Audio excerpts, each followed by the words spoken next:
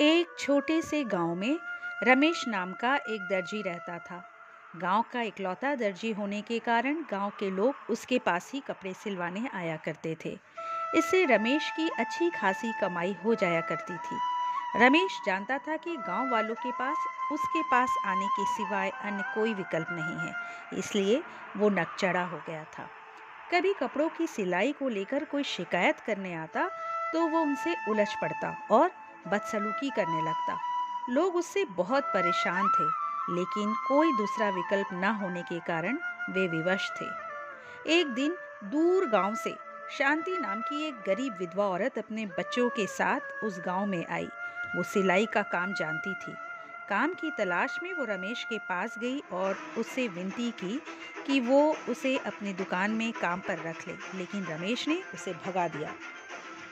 शांति के पास जो पैसे थे उससे उसने एक छोटा सा कमरा और सिलाई मशीन खरीद ली। इस तरह उसने गांव में सिलाई का काम शुरू कर दिया। उसकी सिलाई अच्छी थी, साथ ही वो मृदुभाषी और मिलनसार थी, इसलिए गांव के लोग उसके पास कपड़े सिलवाने आने लगे।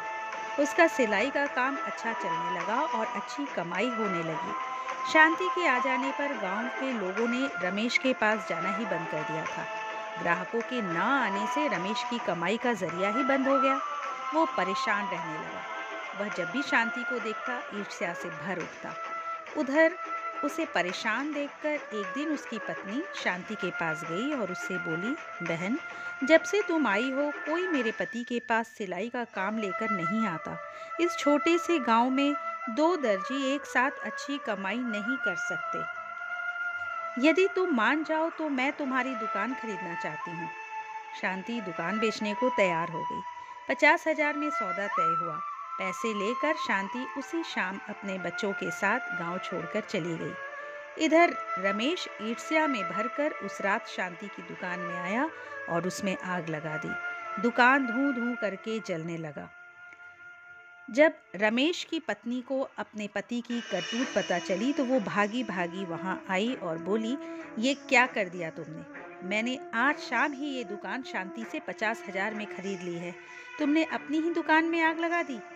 ये सुनना था कि रमेश सिर पकड़कर बैठ गया। इधर गांव वालों ने भी उसकी ऐसी करतूत देखकर जमकर पिटाई की। दोस्तों, ईर्ष्या एक दुर्गुण है जिससे बचने के लिए हमें अपने को बेहतर बनाने का प्रयास करना चाहिए। ईर्ष्या का भाव मन में आने पर सामने वाले को नीचा दिखाने की बजाय और प्रयास करना चाहिए ताकि हम बेहतर बन सके। यदि आपको मेरा ये वीडियो पसंद आया तो प्लीज़ इसे लाइक कर दीजिए। मेरे चैनल को अगर अब तक सब्सक्राइब नहीं किए हैं तो सब्सक्राइब कर लीजिए। अगली बार एक नए विचार के साथ आपसे फिर मिलेंगे। नमस्कार।